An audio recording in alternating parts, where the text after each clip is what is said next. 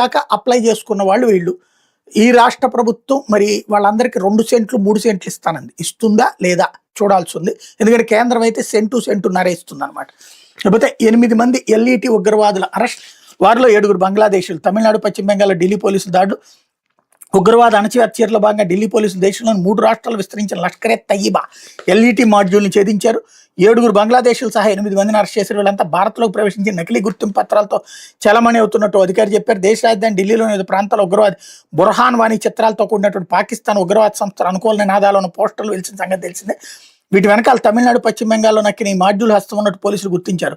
ప్రస్తుతం బంగ్లాదేశ్లో ఉంటున్న జమ్మూ కాశ్మీర్కి చెందిన ఎల్ఈటి ఉగ్రవాది షబ్బీర్ అహ్మద్ లోన్ అలియాస్ రజా అలియాస్ కశ్మీర్ ఈ మాడ్యూల్ నిర్వహిస్తున్నట్టు పోలీసులు అదనపు కమిషనర్ ప్రమోద్ సింగ్ తెలిపారు. పోస్టర్ల విషయం దాని ఫిర్యాదు మేరకు రంగంలోకి దిగిన ఢిల్లీ పోలీసులు ఈ నెల 15 పశ్చిమ బెంగాల్లోని మాల్టా జిల్లాకు చెందిన ఉమర్ ఫారూక్, బంగ్లాదేశ్కి చెందిన రోబియుల్ ఇస్లాంలను అరెస్ట్ చేశారు. శనివారం తమిళనాడులోని తిరుపూర్లో ఏకకాలంలో దాడులు జరిగి బంగ్లాదేశ్లోని బోగురా జిల్లాకు చెందిన మరో 6గురిని అరెస్ట్ చేశారన్నటువంటి వార్తని హైలైట్ చేశారు. అయిపోతే సాక్షి వచ్చేటప్పటికి ఆరోగ్య బీమాలో బ్రేకింగ్స్